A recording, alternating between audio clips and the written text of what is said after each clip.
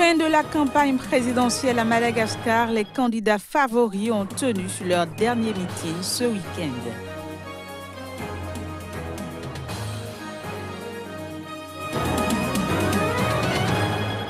Double attaque des rebelles ADF dans l'est de la RD Congo ce week-end. 7 civils ont été tués et 15 autres enlevés.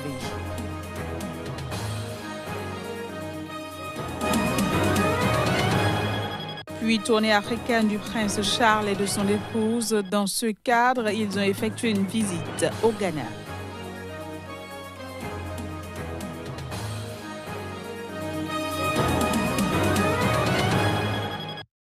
Voilà pour le sommaire, bienvenue à toutes et à tous. Deux des principaux candidats au premier tour de l'élection présidentielle à Madagascar ont réuni samedi des dizaines de milliers de partisans, chacun dans la capitale Antananarivo. Leur meeting, le dernier pour chacun, a eu lieu à 4 jours du scrutin. Les images. À 4 jours de la tenue du scrutin, les candidats en lice pour la présidentielle malgache jouent le tout pour le tout. Nous sommes à Antananarivo, la capitale malgache, et c'est ici que Mak Ravalomanana et Andry Rajoelina, tous deux candidats favoris, ont tenu leur dernier meeting dans le cadre de la campagne. Les Malgaches ils vivent dans le désespoir et moi je suis là pour redonner l'espoir à tout un peuple et rattraper le retard de développement de Madagascar. Eux ils disent qu'il faut sauver le pays justement. On vit dans la ténèbre actuellement et je suis là pour amener de la lumière pour chaque famille, pour chaque foyer.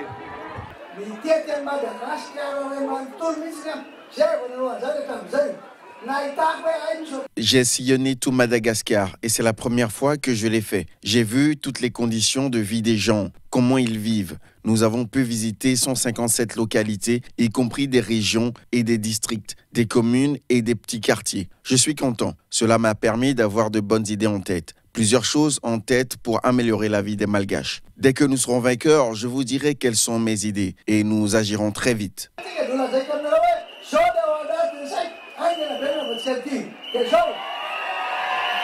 Après leur rassemblement respectif, les deux adversaires politiques se sont retrouvés face à face pour un débat télévisé en direct samedi soir sur la chaîne publique TVM auquel participaient 4 autres candidats. À l'occasion, Ravalomanana a encore accusé Rajoelina d'être arrivé au pouvoir par un coup d'État. 36 personnes sont en lice pour le premier tour de la présidentielle de mercredi. Mais 3 d'entre eux, tous des anciens présidents, Mak Ravalomanana, Andry Rajoelina et le président Eri, font figure de favoris. Si aucun candidat ne l'emporte au premier tour, les 2 premiers se retrouveront pour un second tour le 19 décembre. Et parlant toujours de la campagne présidentielle malgache, à quelques jours du premier tour du scrutin, le président Eri a lui aussi tenu son dernier grand meeting. C'était à Antananarivo, dans un coliséum de 50 000 personnes. Les détails. À quelques jours du premier tour de la présidentielle du 7 novembre, le président Eri, en plein meeting à Antananarivo, a mis en avant son bilan et le fait qu'il ait respecté la Constitution. La première chose pour pouvoir vivre en paix, c'est de respecter le droit, de respecter la Constitution. Et Eri l'a fait. Et j'aimerais que le peuple en fasse autant, mesdames, messieurs.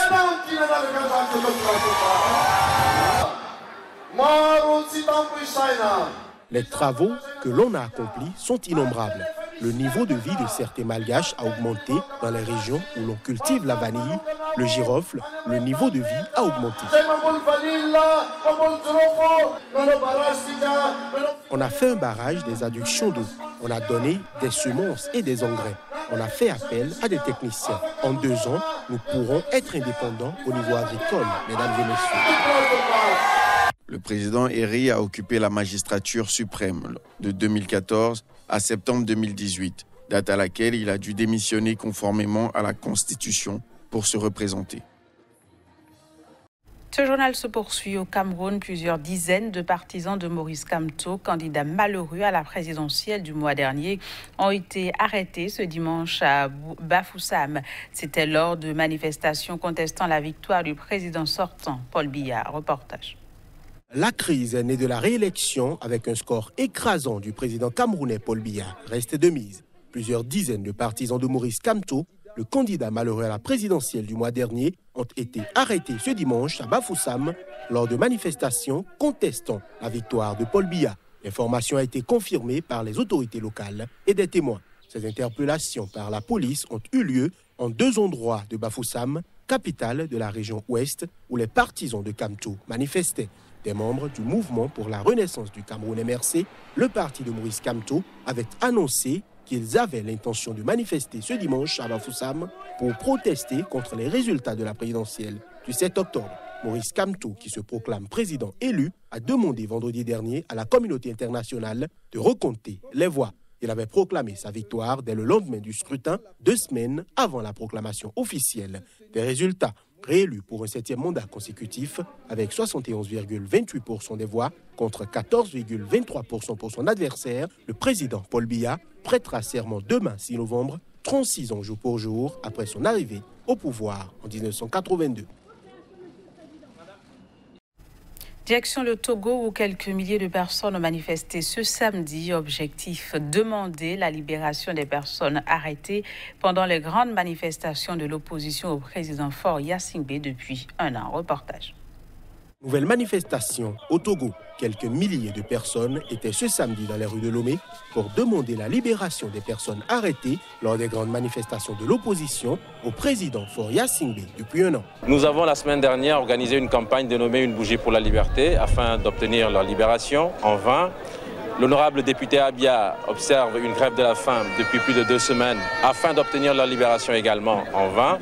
Et face à cet entêtement du pouvoir togolais, nous, en tant que société civile, nous avons décidé d'organiser cette manifestation, cette marche citoyenne pacifique, afin d'exiger leur libération sans condition.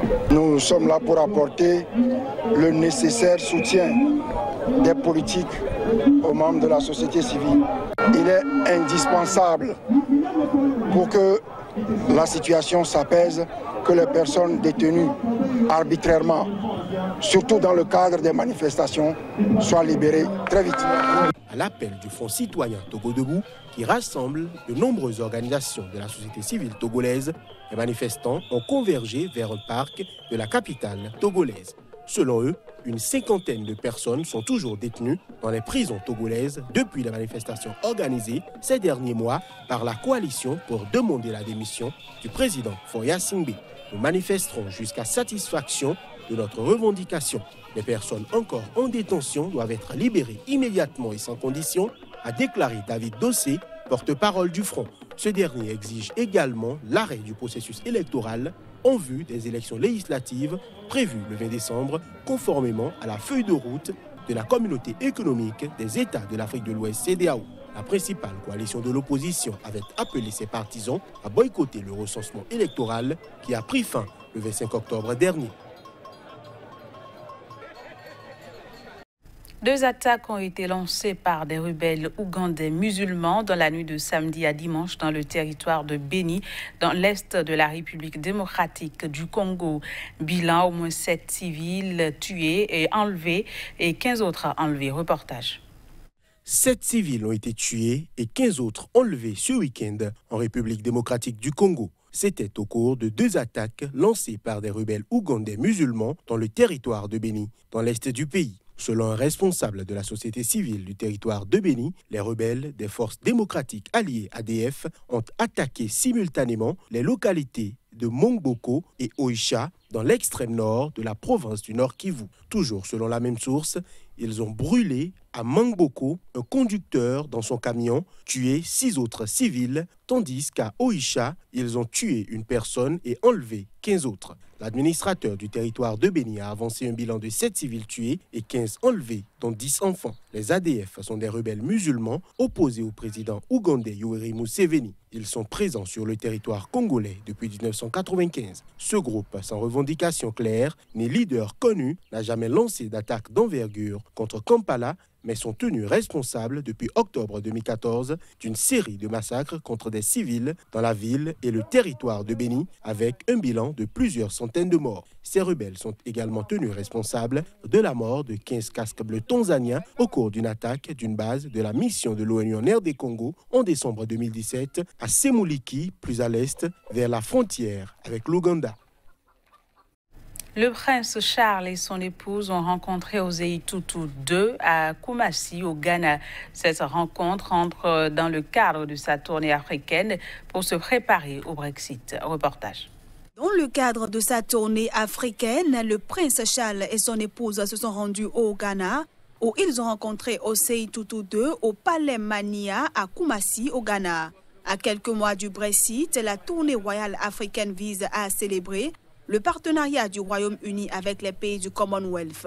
Héritier d'un trône occupé par sa mère, la reine Elisabeth II, le prince Charles n'a officiellement aucune prérogative politique ni diplomatique. Mais sa tournée africaine et les déplacements des autres membres de la famille royale sont surveillés de près au moment où le Royaume-Uni est en plein Brexit.